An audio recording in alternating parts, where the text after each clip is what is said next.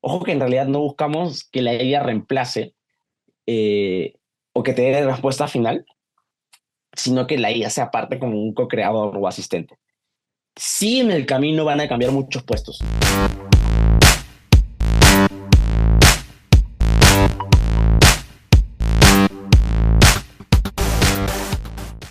Hoy en día, la IA en manejo de datos representa una herramienta poderosa para transformar la manera en que las empresas operan y crecen.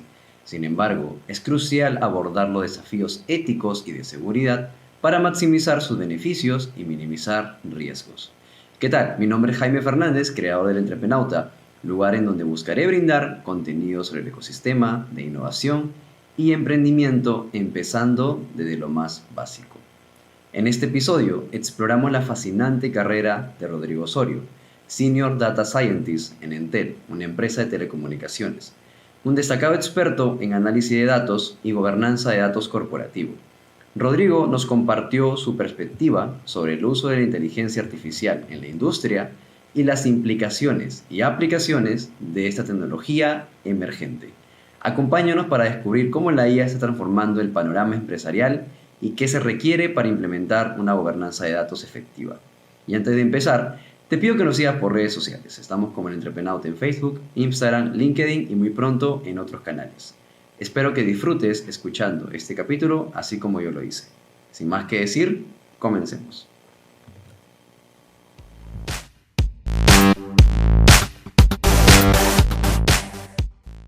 Hola Rodrigo, ¿qué tal? Un gusto tenerte aquí. A Rodrigo lo conozco en una charla en la que fui moderador, me parece que fue el año pasado, y literalmente después de la charla estuvimos conversando de muchísimos temas. Rodrigo, muchas gracias por darte el tiempo de estar aquí presente en este podcast. Hola Jaime, ¿qué tal? Nada, un gusto estar acá, de verdad. Gracias por la invitación. Sí, esa charla que tuvimos, me acuerdo que fue en la uni.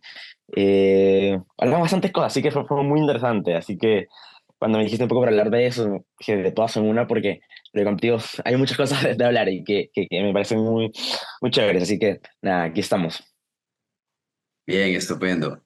Para que la audiencia te pueda conocer un poco más, cuéntanos qué es lo que haces y también un poco más de ti. Ya.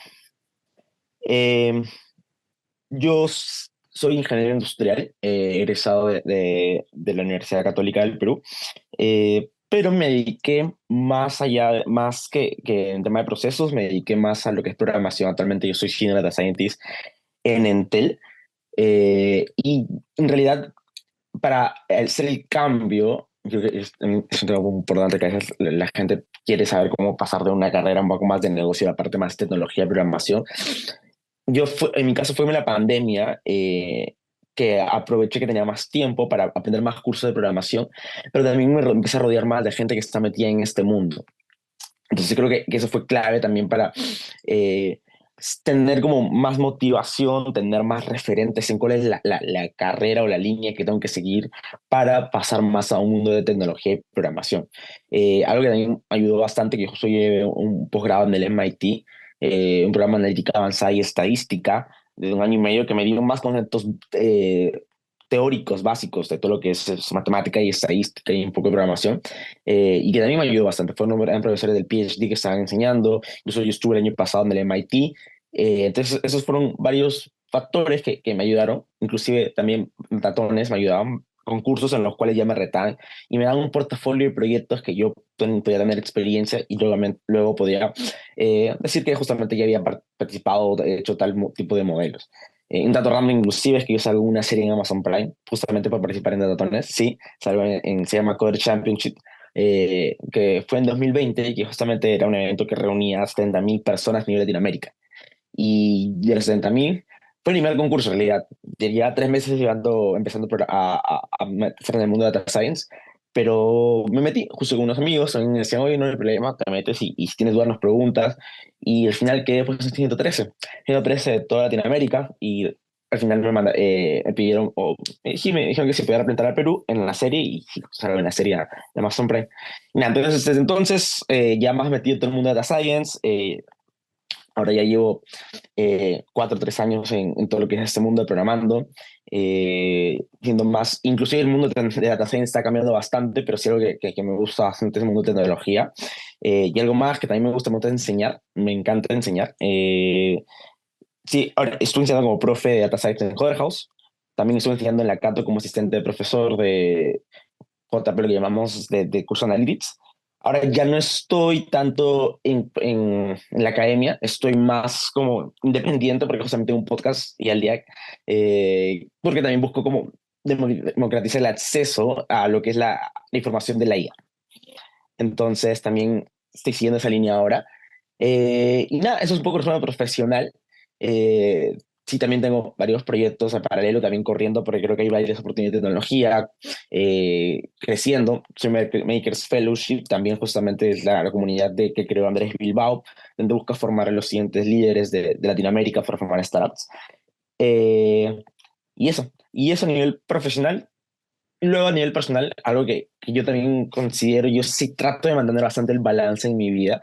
Es así, es complicado, no siempre, siempre va a ser así, pero sí yo tengo eh, tres mínimos cada día, que es justamente hacer ejercicio. Bastante sí voy al gym, pero también, o sea, más que el gym, en realidad yo me gusta bastante lo que es el running y el tenis. Entonces, eso es algo como que siempre estoy participando en uno de esos deportes más enfocados. Ahorita estoy más enfocado en el tenis, hasta hace unos meses en el running. Eh, Luego leer, es algo que también mínimo media hora al día tengo que leer. Porque sí, yo tengo toda mi lista de libros y ahí también soy, porque aprendo bastante de eso, es una rutina, un hábito que ya he formado, que ya está impregnado en mí. Y luego te voy a decir por qué. Y luego también escuchar al menos un podcast o al menos una conversación es aprender algo nuevo cada día. Es algo de que sí me trato de ver qué cosas nuevas puedo aprender a escuchar. Y nada, y aparte, justamente hace unos meses soy como nómada digital en Europa, unos 3 meses. Eh, sí, me encanta viajar, es algo que siempre lo estoy haciendo. Idealmente busco hacerlo cada mes, pero también de acuerdo a circunstancias vamos a ver no sé, cómo vamos viajando, pero sí, es algo que me encanta hacer. En Europa estuve como 3 meses viajando eh, solo en varios países. En España sí estuve con varios amigos, pero además estuve solo. Y fue un reto alucinante, es una experiencia recomendada viajar al menos una vez solo en tu vida. Eh, y debido a Europa también que me prendió el bichito para aprender idiomas, justamente estoy aprendiendo francés. Yo para plus de francés. Aparte del inglés, que sí es parte yo creo que es súper necesario para aprender más. Y hablar bastante, hacer bastante networking. Nada, eso es un resumen de mí. Wow, es un gran resumen y también gracias por compartirnos tus gustos sobre tu viaje también, que probablemente por ahí vamos a conversar en alguna de las preguntas.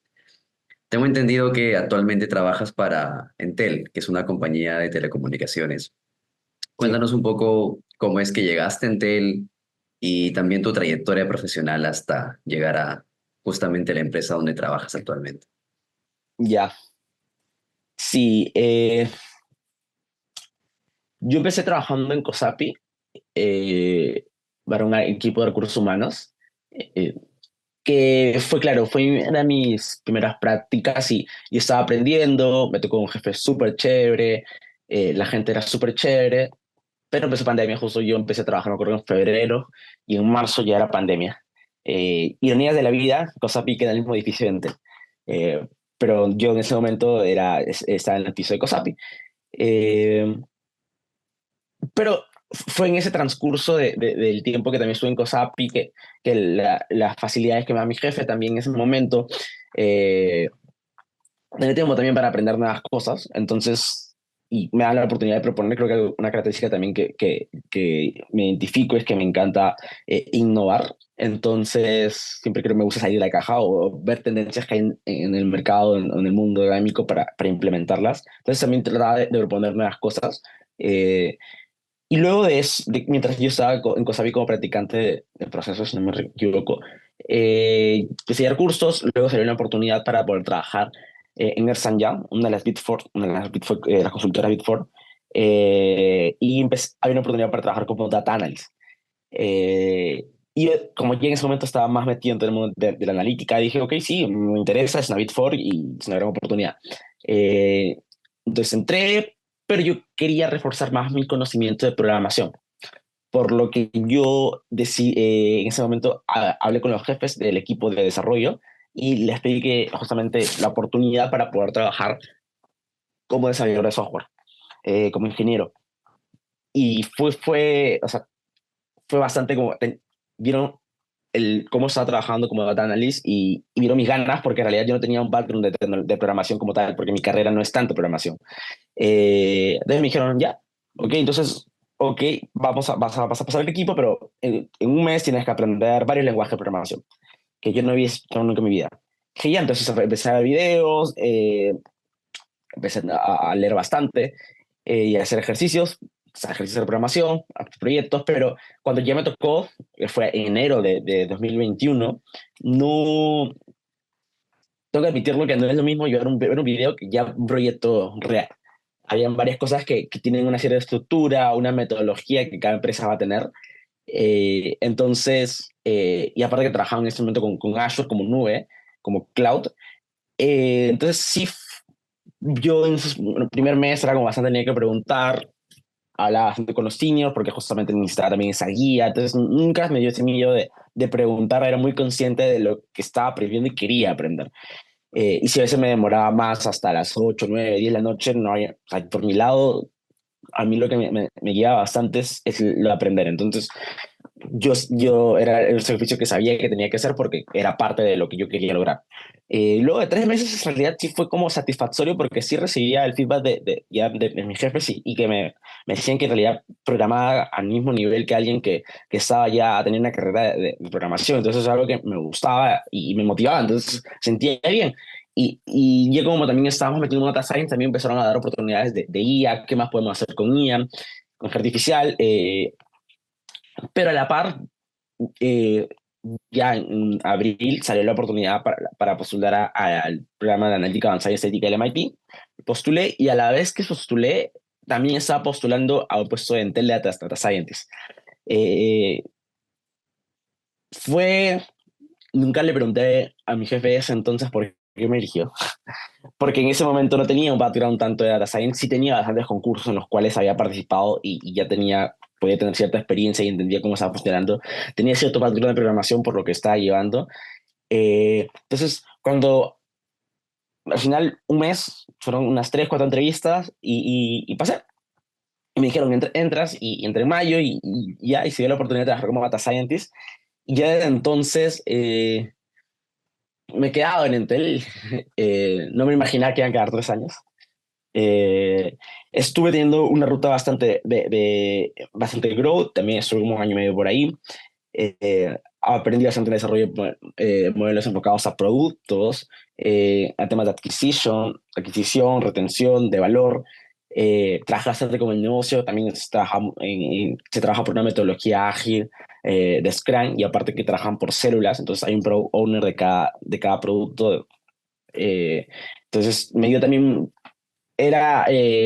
me permitió entender cómo estaba funcionando el negocio, cómo se estaban trabajando bajo los ejes del growth.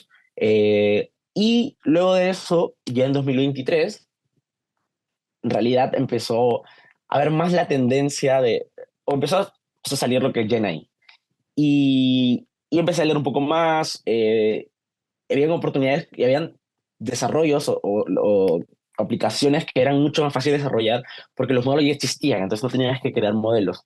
Porque sí, un punto que hace una data scientist, claro, es crear modelos, eh, los entrena, pero cuando ya hablamos de Gen AI, en inteligencia artificial generativa, es algo que ya no es crear un modelo porque el modelo ya existe, sino es insertarlo dentro de tu proceso, que es relativamente, bueno, no es más fácil porque ya ves más un end-to-end, pero la parte de modelo ya no te enfocas tanto, no tomas tanto tiempo en desarrollar un modelo. Entonces, yo veía videos y vi la oportunidad de que también se estaba trabajando más data no estructurada. Data no estructurada hablo de lo que es audios, textos, imágenes también es. Eh, y a partir de eso vi la oportunidad de, oye, hay datos que no estamos usando que tienen información muy rica e inclusive si vemos por números o estadísticas, en las empresas el 80%, 70-80% de la información que tiene está en este formato no estructurado, está como audios, imágenes y texto. Y el otro porcentaje está como data estructurada. Puede ser base de datos, Excel, depende mucho el estado de madurez de data de las empresas. Pero hay mucha información rica que no se está analizando. Y no se está analizando porque no se pueda, porque si se tiene acceso a la información, hay varios procesos que sí se tendrían que crear, hay varias formas de guardar la información que serían ya una creación de arquitectura nueva para las empresas, pero el tema también complicado era la duración o la complejidad para tratar estos datos. Podía tomar más tiempo y podría ser un poco más costoso porque tendrías que crear de cero. Entonces, con el boom del Gen AI, esta complejidad de tocar o desarrollar proyectos con estos tipos de datos se redujo, porque ya no tienes que crear cosas de cero, ya existen cosas de cero. Entonces, si hablamos de texto, por ejemplo, tú le puedes pedir ya, le puedes dar un contexto, ChatGPT o los modelos de OpenAI, los modelos de Mistral, los modelos de muchísimas empresas. Les puedes decir, dar el contexto necesario y que te ayude con una pregunta en específico y te lo va a contestar sin necesidad de procesar datos. Simplemente tienes que darle el contexto y ya está. Y ayuda el concepto de Prompt Engineering. Y es ahí donde yo vi una oportunidad eh, con, justamente con los audios, cómo poder procesarlos. Y traje la iniciativa, empecé a impulsarlo, también a hablar con los jefes de los equipos que veían, trataban los audios y sí veían tenían una necesidad frente a eso, pero que no la habían visto o no lo habían tocado, procesado, porque en realidad como también cuando estás en el negocio, muchas veces, ¿sabes? Pasa de que por el mismo dinamismo del negocio, a veces sí es un poco complicado luego ponerte a pensar en qué más se puede hacer. La idea es la idea, pero por el mismo, las exigencias, las metas que tiene que lograr, a veces no se puede. Pero entonces en mi caso sí, el fin de semana yo lo hice, pensé qué más podemos proponer y justamente la oportunidad con los audios y empezamos a impulsarlo más. Ellos ya lo empezaron a priorizar en sus sprints. Yo empecé a ver cómo tengo los audios, qué info tengo que disponibilizar una vez que ya se han procesado, qué es lo que quiere el negocio finalmente para explotar todos estos audios. Eh, y entonces sí, bastantes cosas relacionadas allí en ahí empezaron a surgir el año pasado, pero yo siempre estuve como bastante con el ímpetu y tratando de impulsar y decir, oye, realmente aquí vas a dar oportunidad. Eh, y es ahí donde se, la tendencia, claro, las empresas ya empezaban a hablar más de guía generativa. Eh, y ya en el equipo de Entel, de diciembre del año pasado, ya se empezaba a hablar de la creación de un gobierno de IA. Un gobierno porque al hablar de la IA generativa, las facilidades para crear este tipo de desarrollos sí es más fáciles, pero eso tiene que estar ligado a ciertos reglamentos, a ciertas políticas, porque cuando hablamos de IA generativa, eh, aquí se usa mucho, se pasa información a estas empresas para que procesen tu información o el texto o los audios, imágenes. Entonces hay que tener resguardos que cumplir por temas de seguridad y por temas de privacidad del dato, temas de ciberseguridad también son cosas importantes. Eh, y ya desde este año, enero, Entel creó un equipo específicamente de guía generativa y que justamente yo ya pasé a ese equipo. Fue uno de los primeros que participó que fue parte de la creación de este equipo, porque ya nos enfocábamos no solo en el desarrollo de guía tradicional, sino más enfocados en lo que es guía generativa. Y de entonces hemos estado bastante trabajando a nivel corporativo, creando el framework de cómo vamos a trabajar, creando la arquitectura que va a regir cómo vamos a trabajar los distintos casos de uso, bastante contacto con el negocio, bastante contacto también con los C-Level, porque en realidad eh, lo que buscamos es que esto sea algo transversal y que aquí en unos años muchos procesos estén apoyados por la IA. Ojo que en realidad no buscamos que la IA reemplace eh, o que te dé la respuesta final, sino que la IA sea parte como un co-creador o asistente. Sí, en el camino van a cambiar muchos puestos. No es algo que no se puede negar. Y se está enfocado bastante eficiencia. Hay algunos puestos que sí estaban bastante operativos y que la IA va a poder, eh, podría reemplazar a mediano plazo. Pero la idea también es que a partir de que la IA tiene más presencia, la cosa también es saber cómo explotarla más y van a haber perfiles que van a ir cambiando. Entonces, sí hemos estado creando bastante eso. Se ha formado también un equipo, que justamente tengo un equipo que yo de 5 personas, un jefe, que somos full enfocados a lo que es IA generativa, bastantes temas de, ya el concepto incluso de data scientist ha cambiado porque ya no estamos, como te decía, ya no estamos creando modelos, estamos desarrollando aplicaciones que usan los modelos ya existentes y que sí, inclusive el concepto y el nombre de Data Scientist no necesariamente cuadra porque vemos, incluso a veces hemos discutido para hacer que sea un nombre de AI Engineer, ingeniero de IA, porque vemos temas de arquitectura, vemos temas de ingestión de datos, vemos temas de productivización, y sí es como un add skill de lo que está pasando y de cómo pues, de cómo están saliendo los proyectos. Así que nada, eso ha sido como la ruta más en Entel que he podido tener. Y algo chévere que en realidad creo que no sé si pasa en todos los corporativos, porque en Chile es bastante grande, en Perú también, y está creciendo bastante, es la capacidad de proponer. A mí me encanta proponer, a mí me encanta ver cosas saliendo en el mercado, cosas nuevas podemos traer. Y cuando se creó este equipo me dijeron, tú tienes, ahorita tienes la oportunidad de crear cosas, tienes la oportunidad de proponer. Y en el camino sí hay ciertos como aprobaciones que son parte del corporativo que tienes que pasar, pero la idea también que nosotros buscamos es ser alineados con esas aprobaciones para que no lleguemos a un punto burocrático donde demore meses, sino que también tenemos la facilidad y la flexibilidad para ir creando cosas porque es algo nuevo y experimental que estamos teniendo. Y algo que también nosotros tenemos las reuniones bastante como, no sé si presión, pero sí el trabajo, la presentación constante con el C-Level, con el CEO de Chile, con el CEO de Perú, porque es un punto muy interesante, que está en boca de todos y ellos también quieren saber cómo se está aplicando, cómo podríamos aplicar más. Pero algo importante, también cómo se está generando el valor. ¿Qué valor, qué te está trayendo? ¿Te está trayendo dinero? ¿Te está trayendo ahorro? ¿Qué KPI se está mejorando? Ellos también ellos quieren saber eso y nosotros estamos teniendo tanto esa mirada del negocio, como trabajando con el negocio claramente, pero también la mirada técnica, oye, ¿cómo podemos hacer más óptimo esta solución? ¿Cómo podemos construir finalmente la solución con toda esta arquitectura, con todos esos servicios?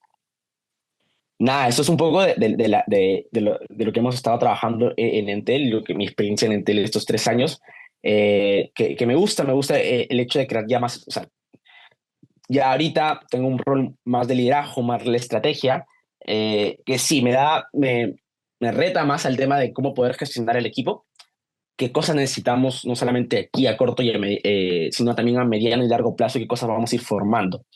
Eh, las tecnologías que estamos usando, estas son cosas nuevas. Entonces te obliga también bastante a estar constante investigación, en constante cambio, porque hoy sale un modelo, mañana sale otro modelo, mañana sale un framework nuevo. Entonces es estar bastante capacitándote y a mí me encanta eso. En realidad, yo soy bastante, me encanta leer. O sea, yo en la noche, aparte de todo lo que te he dicho, pucha, yo puedo quedarme tomando un curso y normal, es parte de lo que me gusta, ¿no? Al final, si te gusta algo, entonces no lo veo como algo pesado. Eh, y eso ha sido mi trayectoria en Entel y en lo que va y lo que ahorita vamos a ir creando todavía en los siguientes meses. Mencionaste algo muy importante ahí que me causó mucha curiosidad, que era el tema de empezar a implementar ese tipo de comandos de IA en su proceso. ¿Qué tan complicado fue el tema de la involucración y qué tipo de implicaciones tuvo dentro del negocio hacerlo? Ya, mira, nosotros lo que sí estamos justamente apuntando a que este año trabajar, no llegar a productivo, sino llegar al concepto de prueba de concepto y MVPs. qué tan complicado, al tener prueba de concepto, sí buscamos entender los procesos. Eh, Trabajar creo que en ese punto en el equipo es bastante tener un rol también de consultor y de experto técnico, porque tienes que tener la mirada del flujo de procesos, el flujo del negocio, pero también ver la viabilidad técnica. Y a partir de eso se desarrolla una solución base que puedas plantear y definimos qué inputs necesitamos del negocio. En primera instancia, cuando hablamos de POC, no necesitamos tener una conexión directa a base de datos, a fuente de información, porque también tengamos en cuenta que estos datos, por ejemplo, voy a hacer un caso de PDFs. Eh, los PDFs no, si tienen una base de datos, normalmente tienen un dato estructurado, un data lake, lo que llamamos, que guarda toda la información de distintas fuentes de la compañía. Pero cuando hablamos ya de PDFs, no necesariamente cumplen o han estado cumpliendo ser guardados en estas plataformas, en este data lake. Las áreas tenían sus propios repositorios de datos. No estamos hablando, en la POC no hablamos de una integración o una conexión directa a este repositorio de PDFs, por ejemplo, eh, pero sí hablamos que el negocio pueda definir un ejemplo o un caso en específico que ellos manejen y que sea crítico para hacer la prueba y definir y que en esa prueba de concepto validar tanto técnicamente que se está cumpliendo las expectativas técnicas definidas por nosotros, por el equipo de Analytics, el equipo de GenAI. Y ahí nosotros también establecemos métricas a nivel de negocio, a nivel de estadísticas que nos ayudan a definir, oye, está bien o está mal. Y lo otro que tenemos que salir de esa prueba de concepto es, y algo que en realidad muchas áreas a veces no lo tienen, tienen la idea, tienen cuál es la métrica que quieren mejorar, pero a veces no tienen directamente el número. Y por ejemplo, cuando hablamos de IA, en varios casos de uso se habla de eficiencia, eficiencia en ahorro de tiempo. Pero cuando queramos medir el impacto, es donde tenemos que decir cuál es el versus de la CIS, o sea, el proceso actual versus el nuevo con la implementación de la IA, cuánto está demorando. Y no, los equipos a veces no saben cuánto realmente toma hacer un proceso. O sea, tiene un dimensionado de, oye, sí, me toma una semana. Pero, ok, nosotros debemos ser mucho más directos, tener más tangibles. Oye, ¿a cuántas horas te demora hacer todo ese proceso? Entonces, ya, con la IA te demora 10 minutos. Oye, acá hay una aquí está la mejora, porque si tú me dices que tu proceso demora correr o ejecutar, demora 10 horas y la IA te demora 10 minutos, oye, ya estás ganando. Entonces, esos son puntos que también nosotros estamos a reforzar cuando empezamos a hablar con ellos, definir ese tema de métricas y valor y lo que estamos mejorando. Entonces, la POC termina con esa validez técnica y la validez, la validez de la viabilidad económica. Y la viabilidad económica nos referimos de que esta solución sí te trae un ahorro o te puede mover KPIs que te van a generar dinero. Más ahorita estamos en un punto de ahorro. Pero sí, en la curva de implementación también vemos algunos casos de uso que van a tener impacto en métricas. Eh, entonces, en el prueba de concepto, nosotros estamos más enfocados justamente a ese punto que te digo. Luego ya en pruebas integradas a los procesos. Eh, y ya sabemos, ahí ya sabemos que, ya sabiendo que la solución te genera valor y que cumplimos ciertas reglas o cumplimos con métricas técnicas que nosotros estamos midiendo que funciona bien, que la respuesta a la idea está siendo correcta. Porque aquí también hay un reto. Eh, Al tener la IA, si tú le preguntas a ChatGPT, ChatGPT te puede hacer la misma pregunta 10 veces y las 10 veces probablemente te va a responder de manera distinta siempre. ¿Cómo mantienes justamente el mismo estándar de respuesta? Y sí, hay todo, a nivel técnico, todo un flujo para mantener esas respuestas, pero también el hecho de cómo le hablas es importante a la IA para que te dé las respuestas que tú estés buscando.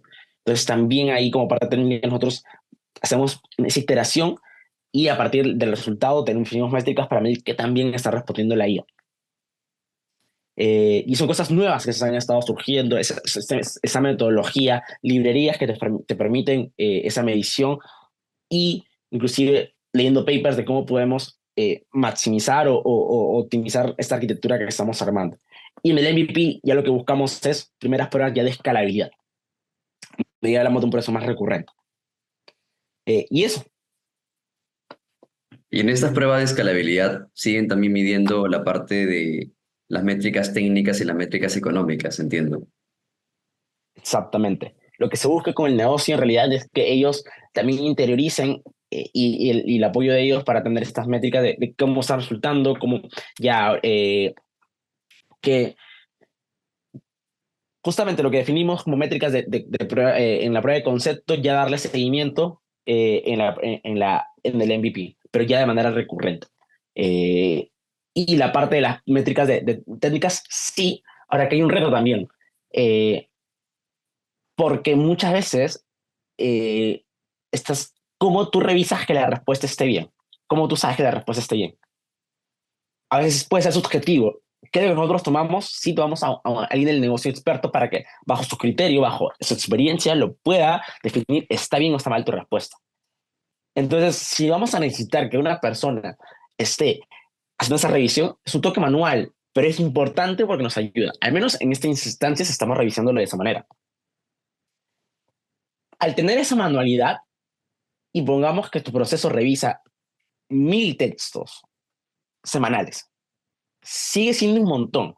Y no vamos a mandar a una persona que te dé el feedback de esas respuestas de los 1000 textos.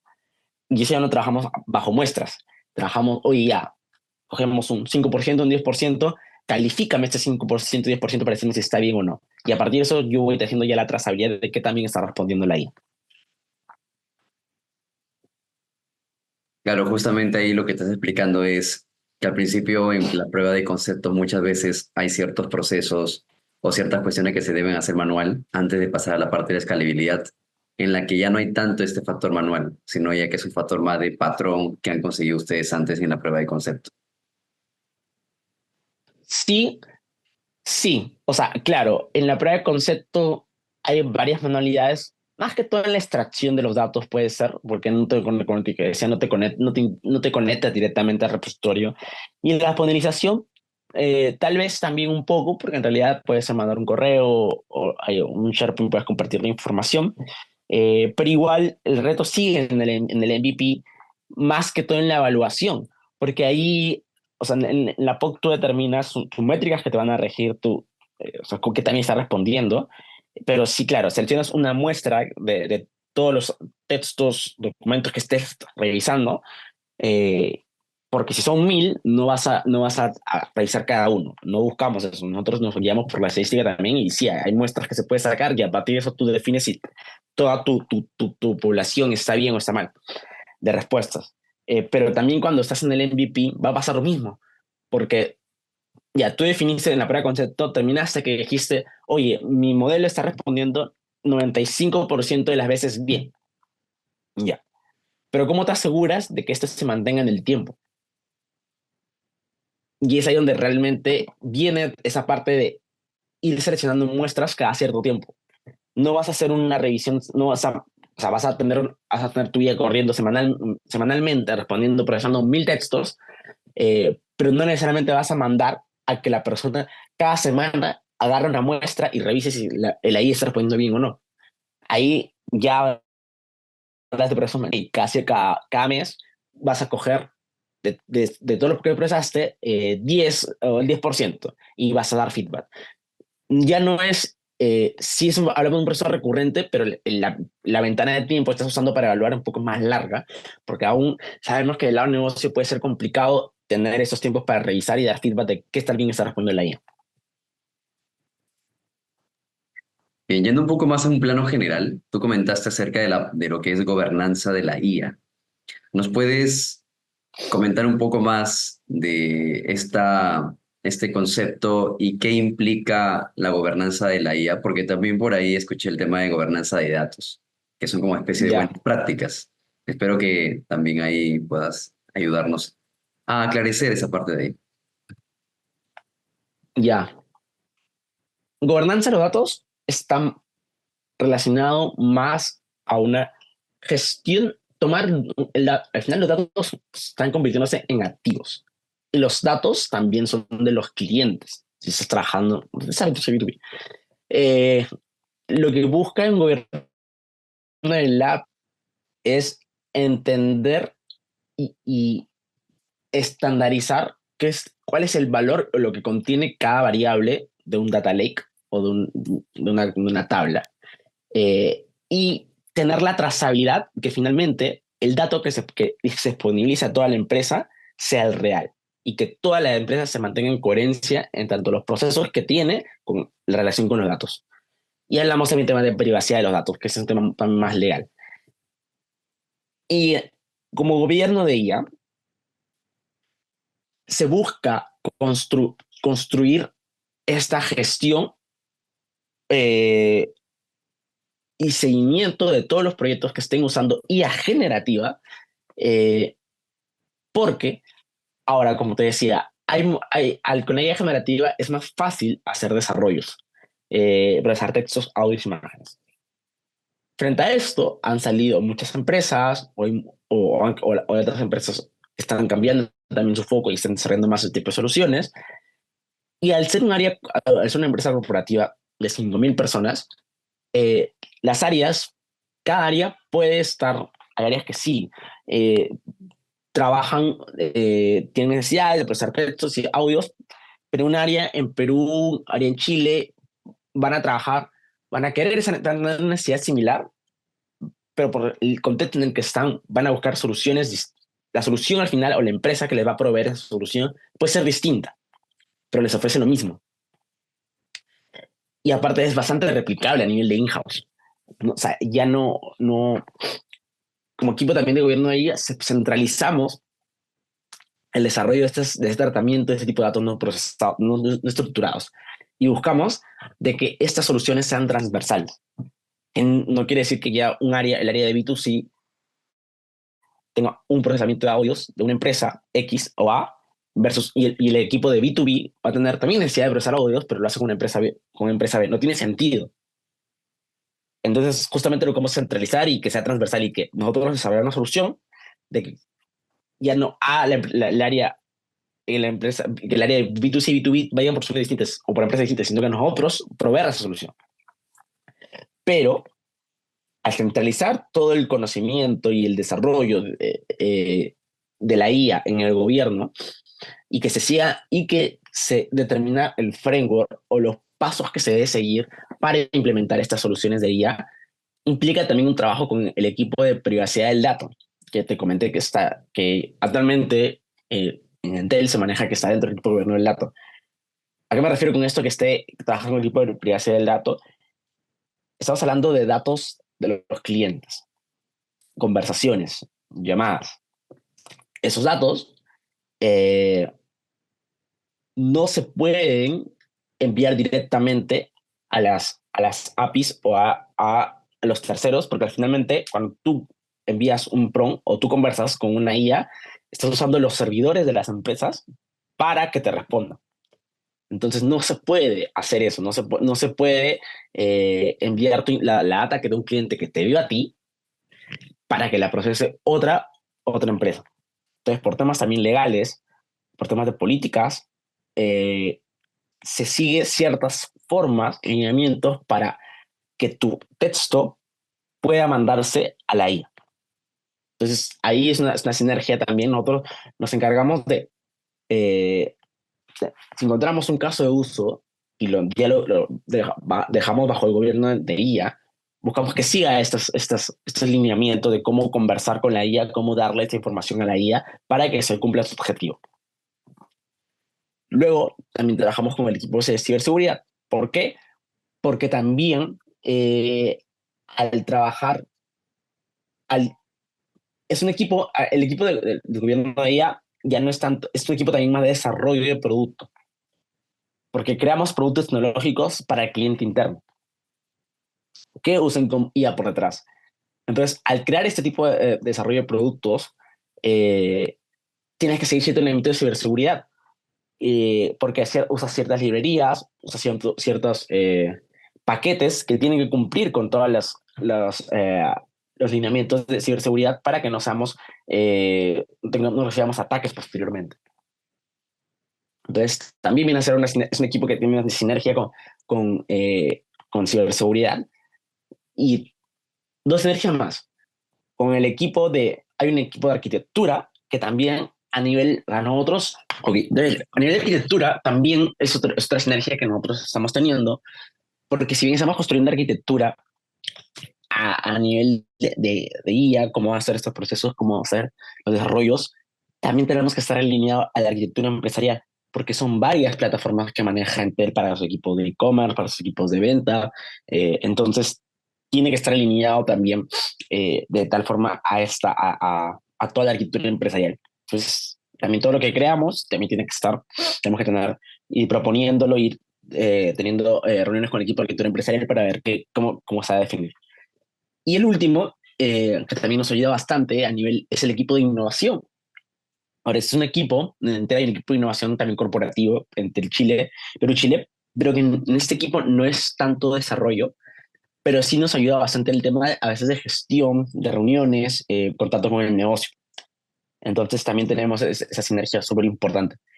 Y a nivel de gobierno, entonces, como te decía, centralizar, teniendo en cuenta todas esas aristas, y finalmente creando productos que sean para clientes internos, que generen valor y que al final sean soluciones transversales, únicas y que esté bajo los lineamientos de la política privacidad del dato, ciberseguridad, que se alinea a la arquitectura con la arquitectura empresarial y el tipo de innovación que también nos esté ayudando en temas de gestión. Vale, me da mucha curiosidad saber cómo esto se ha materializado en proyectos complejos o súper grandes o importantes para Intel. ¿Qué tipo de aplicaciones ha tenido el tema de la data, la IA, utilizar OpenAI y demás? Sí, es,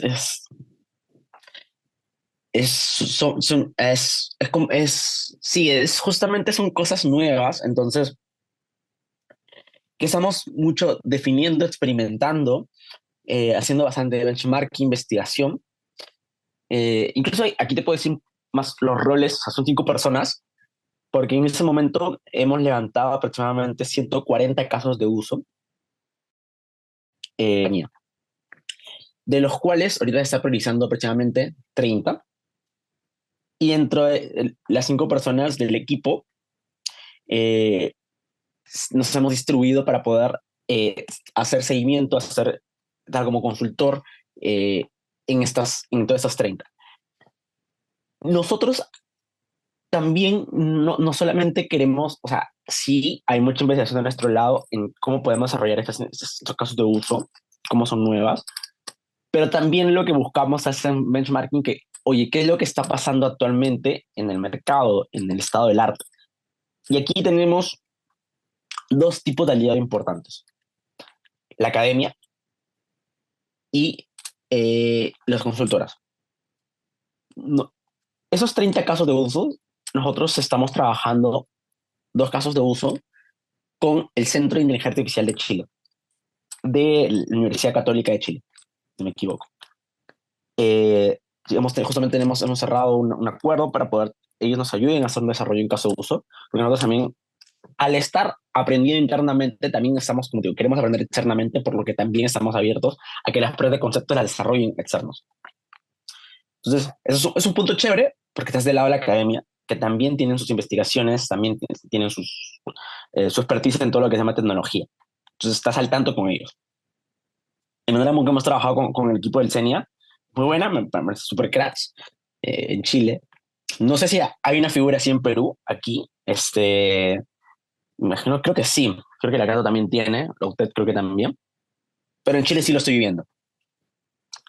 Y dos, las consultoras, eh, claro, hay desarrollos que también están pasando, o sea, nosotros éramos como partners a, por un lado a Microsoft, a AWS, a Oracle, y ellos también se acercan y damos acuerdos ya con ellos de confidencialidad, y ellos también hay unos casos de uso que están desarrollando ellos.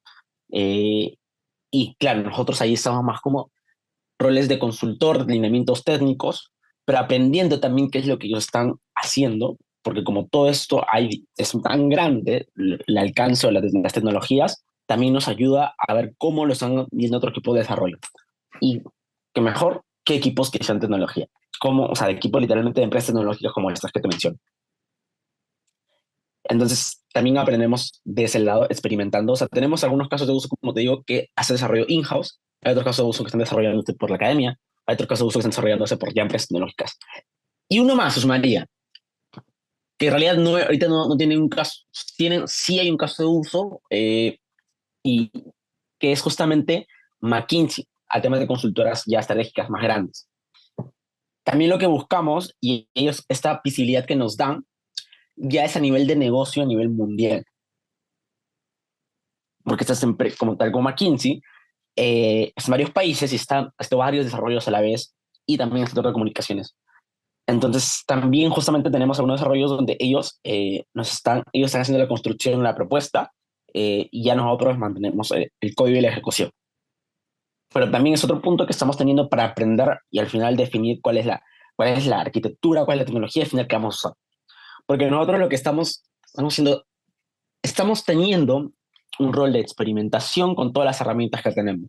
Un rol de críticos, porque también definimos ya, ok, que no solamente ya usamos, probamos tal herramienta, sino cómo definimos que esta herramienta o esta tecnología o esta librería es mejor que otra.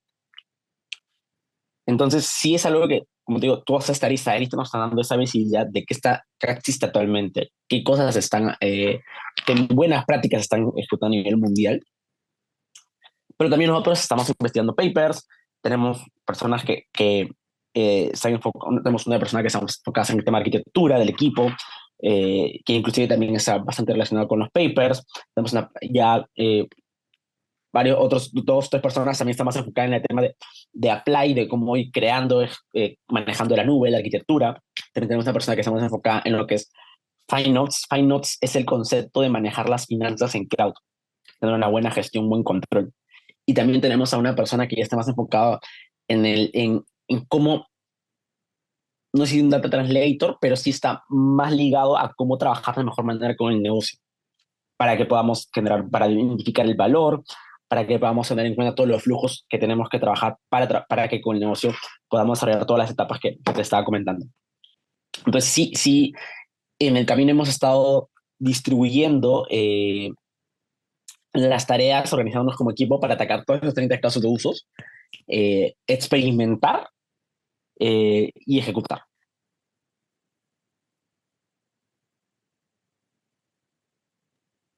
Me comentaste también que muchos de estos proyectos eran transversales. ¿Cómo lidian, por ejemplo, con otras áreas en materia del presupuesto también a utilizar? ¿Cómo es este grado de comunicación que se vive dentro de estos proyectos que ya no solamente es de una sola área, sino que involucran a muchas áreas como tal? Sí, mira, justo nosotros, el ejemplo de audios es el más claro. Los audios, hay muchas llamadas y no solamente es el equipo B2C, que quiere, el equipo B2B, pero por eso multiplícale por dos en cada uno. ¿Por qué? Porque hay B2C en Chile y en Perú, y B2B Chile y Perú. Y sí es un tema bastante de que al final todos quieren hacer sus audios, pero en la etapa en la que estamos, eh, ahorita estamos, uno, mejorando el proceso de transcripción, pero no en el sentido de que lo transcriba, porque lo hacemos, sino en el sentido de que el proceso sea capaz de recibir una gran cantidad de audios, y aquí me refiero 10.000, 20.000, para procesarlos en el menor tiempo posible y que finalmente genere insights para las distintas áreas. Entonces, cada área tiene sus propias campañas, tiene sus propios asesores, y en total aproximadamente sí son millones de llamadas que se reciben y que se pueden analizar por mes.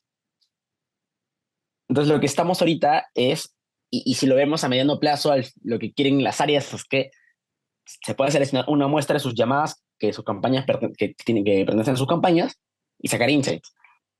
Ahorita no estamos llegando todavía a que hacemos el mismo proceso a la vez para todas estas áreas, pero sí estamos sacando muestras, y procesos que son más en batch para cada área, y poder sacar justamente insights. Estamos trabajando con una muestra de 1.000 audios que estamos analizando tanto para B2C, Chile, Perú. Esa es nuestra manera de ver tiempos, métricas, latencia, con la que estamos demorando y con la que finalmente vamos a presentar el negocio de los tintes que están sacando. Sí es, o sea, hay mucho reto también porque el hecho de que los audios hasta hace un tiempo no eran tan utilizados. Entonces, al crear este proceso, sí extraer los audios, obtener los audios es de suma importancia. Sin audio no hay análisis. Entonces, también ha salido esta apertura de tener un proceso ya eh, estandarizado, de una forma más de que el acceso a los audios sea mucho más fácil. Eh, entonces, el acceso a los audios y cómo tener un proceso escalable es el reto que estamos teniendo ahorita para poder manejar y entregar los deliverables a cada área. Interesante, esa parte de los audios que ya lo estabas también mencionando antes. Y pasando un poco más al ámbito ya personal y por así decirlo también las últimas preguntas, ¿qué les podrías recomendar a las personas que quieren entrar a este mundo de la data? ¿Qué camino deben de seguir? ¿Qué consejos o qué recomendaciones también puedes brindar en torno al proceso que pueda tener una persona que quiera adentrarse un poco más en temas de data? Ya, sí. Creo que el concepto de data, si lo veo primero por data science, está cambiando muchísimo. Y es más, si te digo una tendencia actual, yo creo que el concepto de data analysis va a ser uno de los primeros que sufra el cambio. Ahorita está existiendo lo que es Business Intelligence Generative. ¿Qué es esto? Es que ahora, bueno, ¿qué es lo que hace un data analyst ahora? Hace análisis con SQL, hace gráficos en Power BI, puede hacer métricas del negocio, pero lo que va a pasar es, BI Generative es que ya no necesitas hacer consultas SQL, procesos de SQL o largas queries de SQL para hacer estas preguntas, sino que basta con lo que tú le escribas manual, le escribas textualmente qué es lo que quieres. Quiero analizar las ventas de los últimos 3 meses, te va a dar un gráfico que te haga eso. Sin que tú escribas SQL, sin que tú tengas que diseñar el gráfico Power BI. Entonces, va a cambiar muchísimo lo que es Data Analysis, creo que es uno de los primeros que va a sufrir bastantes cambios, porque va a ser mucho más fácil, ya no tienes que tener conocimientos técnicos a nivel de programación de SQL para hacer todas estas consultas. Pero hay algo que yo creo que en unos años va a ser, creo que ya todas las empresas, hay muchas empresas que están trabajando en ello, pero en unos años ya va a ser todo el foco, para que las respuestas de estas consultas, cualquier consulta técnica, de campaña, de negocio, tú le hagas a una IA, todo va a depender de la data que tú estés alimentando. Y aquí hay un concepto bastante conocido que se llama garbage in, garbage out.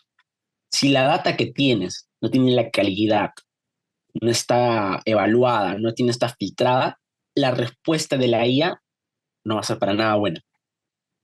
Entonces, por eso viene la importancia de tener los datos ordenados, verificados y ahí entra el equipo de gobierno del dato también, para que cumpla con todas las, o sea, que esté alineado a los protocolos y definiciones de la empresa. O la estructura que alimenta la IA tenga cierta estructura entendible y que sea procesada correctamente para que la respuesta sea adecuada. Entonces, yo creo que mucho el tema de la ingestación de la data engineer va a tener bastante acogida, va a crecer bastante, porque como te digo, los datos, la forma como vas a almacenar los datos y cómo vas a hacer que la IA consuma esos datos va a ser súper crucial para que tengas buenas respuestas, para que te sirva finalmente a nivel de negocio. Eh, Data Analysis va a cambiar muchísimo. Eh, no sé si decir que va a desaparecer, yo creo que no vamos a cambiar bastante el proceso de Pro Engineering, porque ahora también hablarle con la IA va a ser también una forma nueva de que vamos a tener que especializarnos, porque aquí tenemos también un tema, y es una crítica que a veces, esto ayer escuchaba una entrevista de Lex Fredman con el CEO de Perplexity, y que se discute de que las personas no saben hacer preguntas. Y por eso que la IA no te da respuesta necesariamente bien, porque no le estás haciendo bien la pregunta. Y es por eso que va a haber una especie, yo creo que la importancia de hacer prompts, de cómo hacer prompts, de ingeniería de prompts, va a tomar más relevancia. Porque un data analyst más va, o sea, uno de los cambios que va a tener va a ser justamente saber más hablar con la IA. Y luego si hablamos ya de un data scientist, sí, creo que el tema de la IA tradicional, sí la veo que va a mantenerse por varios años. Eh, Ojo que igual, si tú le preguntas a ChatGPT, haz una tendencia, una predicción de cuál va a ser el clima en los siguientes 3 meses, te lo puede hacer, pero obviamente no te lo va a hacer como el criterio de un data scientist que va a tener para experimentar. Eh, pero, inclusive creo que a nivel Latinoamérica, va todavía en unos años, vamos a tener los requisitos que vas a pedir un data scientist es manejar GenAI. Ojo que en realidad yo creo, a partir de mi experiencia, creo que van a ser perfiles muy separados. Pero sí creo que en Latinoamérica va a haber esa confusión, porque en realidad algo que pasa en Latinoamérica es que eh, cuando una empresa busca data scientist, muchas veces esta data scientist no solo, o sea, un data scientist debe desarrollar modelos, temas de estadística, de matemáticas, pero termina haciendo finalmente roles de data analysis, que no es el foco, o sea, no digo que esté mal, lo puede hacer, pero no, su foco no debería ser hacer dashboards. Entonces, es algo que en Latinoamérica pasa y se confunde. Al final lo que buscan, más que otra gente, es un todoterreno, que te haga todo.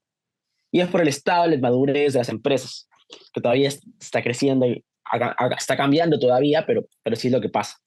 Entonces, ahora a eso se va a sumar que también se le va a pedir conocimientos de IA.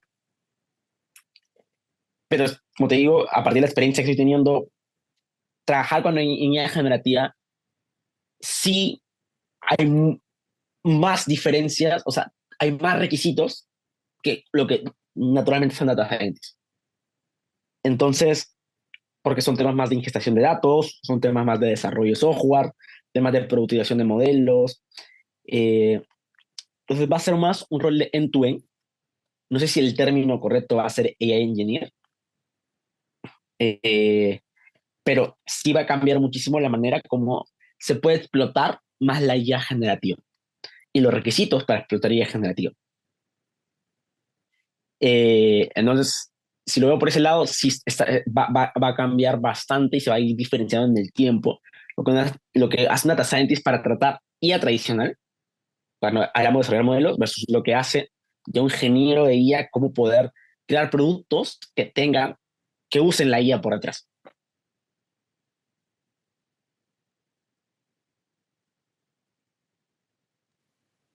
Claro, ahí está la diferencia clara, ¿no? Entre un data scientist y el tema de un ingeniero de IA que utilizaría por detrás.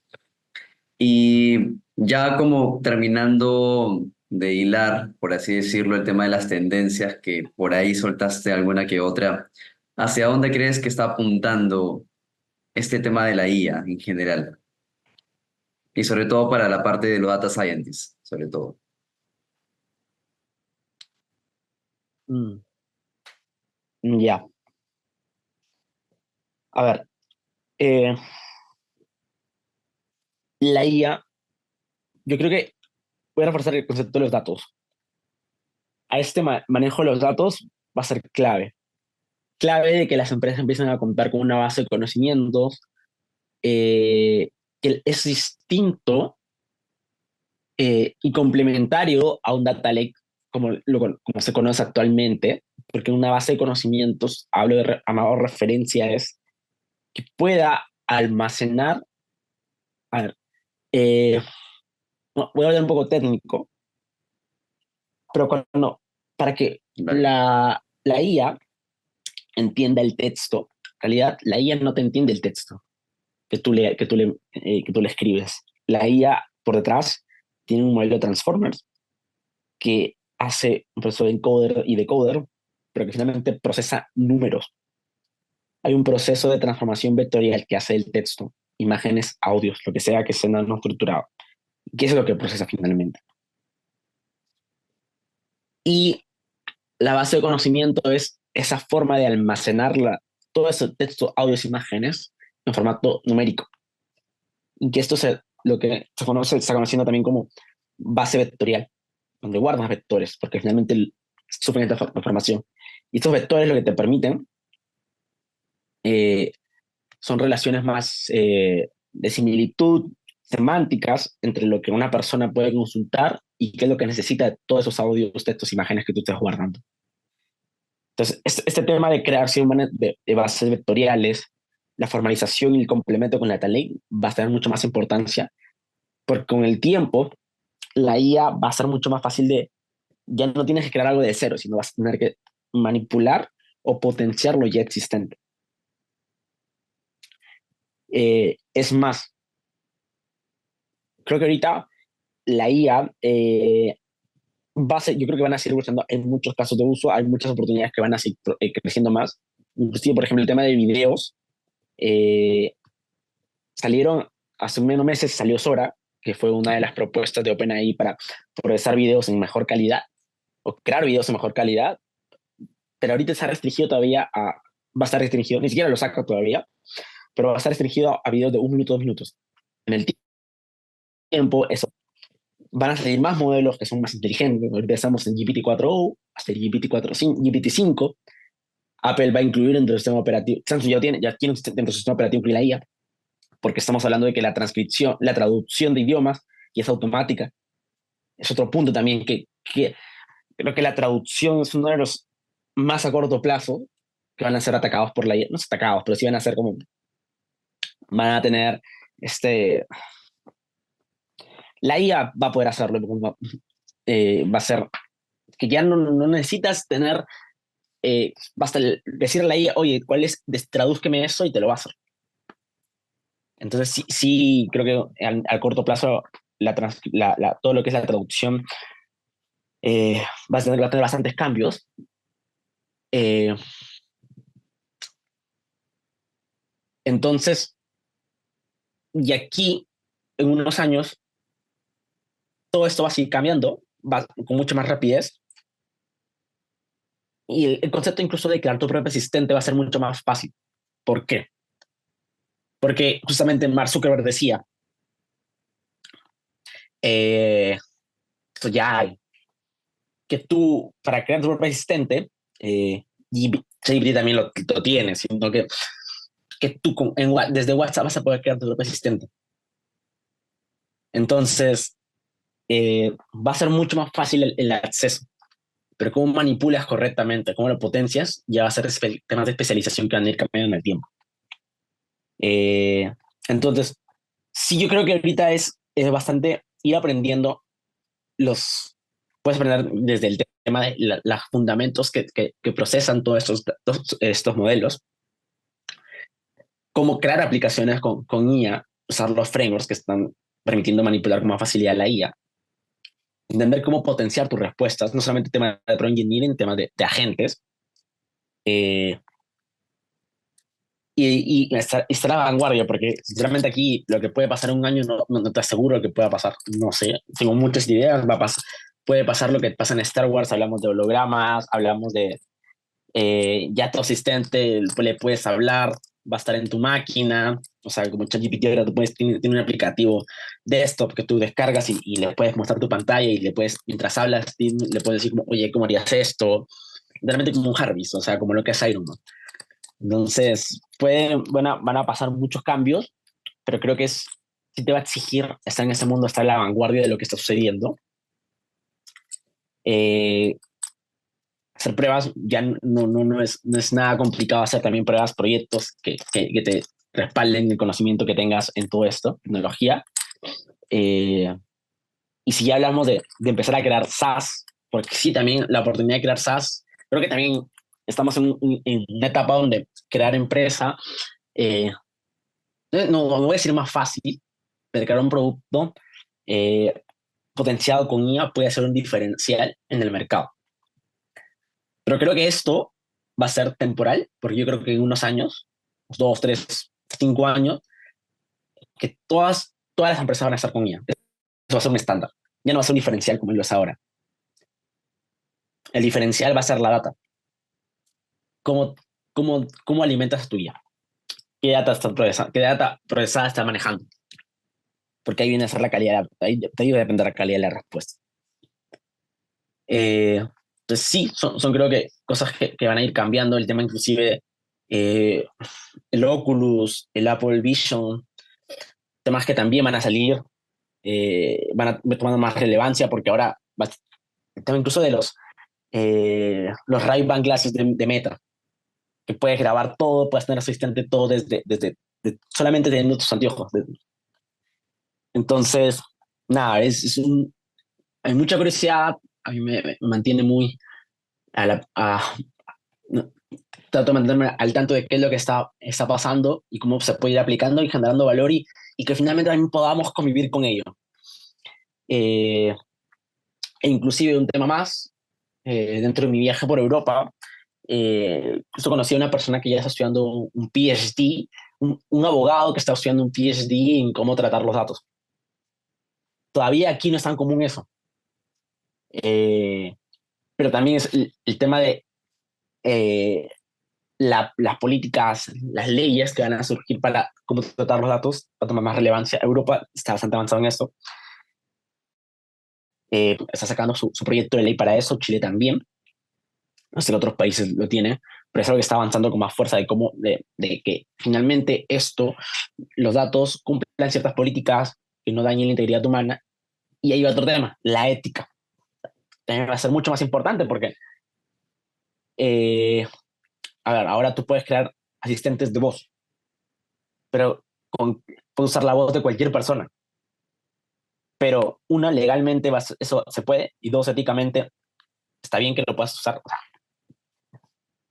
hay más discusiones con respecto al uso de la I y se van a controlar más. Wow, hay mucho que revisar, sobre todo para las personas que de alguna u otra manera o estudian una carrera que tenga que ver con la parte de data, o incluso para cualquier persona que va a ingresar a trabajar o incluso emprender, el tema de saber cómo manejar los datos, que es ahí crucial e importante.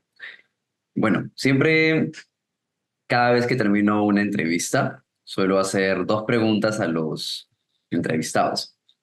La primera pregunta es, si tuvieras que recomendarme un libro, solamente un libro, ¿cuál sería? Ya, ya. Yo, el primer libro que tenía en mente, que hizo un cambio en mí, los hábitos atómicos, pero creo que es muy cliché ahorita hablar de hábitos Sí, atómicos. Igual es algo que lo recomiendo bastante no, porque buenísimo. me pongo a reflexionar, inclusive todo está relacionado a hábitos. El uso de una aplicación, eso creo que está bastante relacionado al tema eh, de behavior en realidad, porque cómo te comportas está relacionado a hábitos intrínsecos que tú tengas y no te das cuenta. Pero hay un libro que a mí, yo no tengo no he sido una obsesión, pero sí me gusta mucho el tema de cómo puedo ser más productivo. Yo creo que una de las luchas constantes que tengo es la procrastinación, no puedo negar, y que trato de mejorarla constantemente. Eh, pero cómo explotar mejor todo lo que tiene tu cerebro. Y aquí hay un libro llamado Ágilmente, no acuerdo el autor, no que lo busco y te digo el autor, pero lo que trata este libro es de cómo finalmente hacer que tu cerebro conecte mejor las ideas, cómo hacer que tu cerebro cree. El cerebro no está hecho para retener, inclusive está ligado a un otro concepto del segundo cerebro, está bastante relacionado con el tema de anotar, de tomar notas, de tener una especie de diario, pero el cerebro no está hecho necesariamente para retener, el cerebro está hecho para crear. Y cómo tú explotas o cómo tú haces que la sinapsis funcione mejor para que crees cosas, para salir fuera de la caja. Por ejemplo, unas cosas que te dice el libro es que si tú quieres tener lluvia de ideas o quieres ideas distintas, innovadoras, una de las técnicas que te sugiere es, oye, ok, responde esta pregunta, enfócate en ese problema, pero imagínate que eres un niño de 5 años. Porque el reto para cuando trabajas con ese tipo de problema es, a veces tienes muchas ideas preconcebidas que te van a dar un cierto sesgo. Entonces, ¿cómo puedes tú eh, atacar ese problema sin tener necesidades preconcebidas, justamente? Y ahí te dicen técnicas, tal cual. Cómo también reforzar esa fluidez de ideas para que llegues más concreto y te guíe. Entonces, de Stanislaw Bashraj, es un libro que me gustó bastante, que habla en qué momento piensas finalmente, en qué momento haces que tus ideas fluyan mejor. Incluso habla mucho del deporte, incluso habla de temas de el café, cómo te afecta a que fluyan tus ideas. Entonces, yo creo que es muy interesante y si te interesa bastante cómo explotar más la creatividad, cómo ser más, si quieres ser innovador, cómo quieres que las ideas finalmente fluyan mejor, un libro que te lo recomiendo bastante, me encanta eso. Bien anotado también. Y la segunda pregunta y la última es, si pudieras empezar de nuevo, ¿qué cosas diferentes realizarías y por qué? Ujú. Ya, es una pregunta que un tiempo me hizo bastante dilema, porque yo soy ingeniería industrial, pero yo soy ingeniería industrial porque en ese momento no, en mi colegio no me enseñaron mucho programación, tecnología.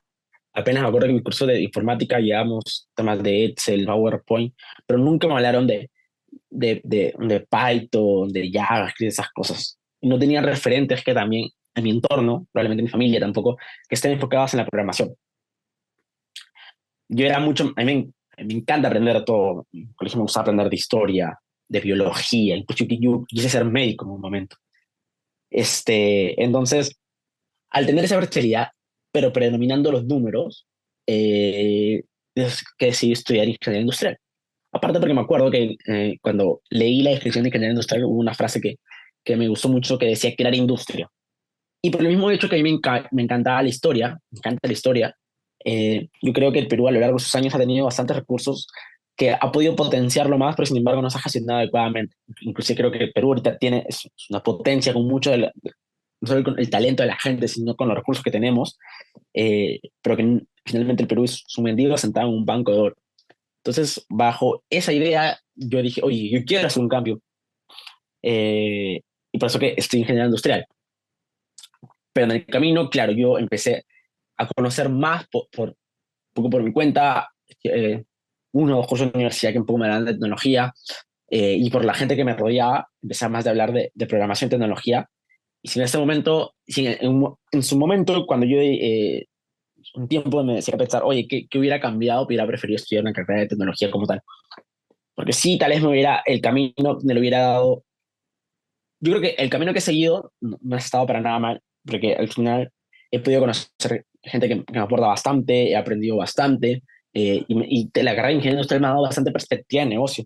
Pero si alguien que quiere más enfocarse en toda la parte de tecnología, claro, la ruta va a ser distinta. Pero no descarto y no critico el hecho de tener el conocimiento de negocio. Creo que eso da un plus bastante grande.